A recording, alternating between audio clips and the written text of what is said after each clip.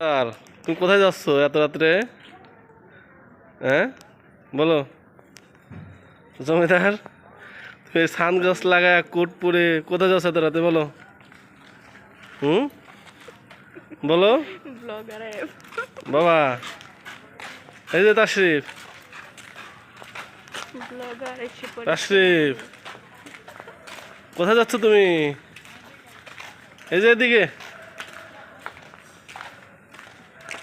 দেখো, ভাবটা দেখো, হাঁটার স্টাইলটা দেখো। আর শিবিরের মধ্যে দেখো, প্যান্ট হচ্ছে উষা টাকনুর উপরে।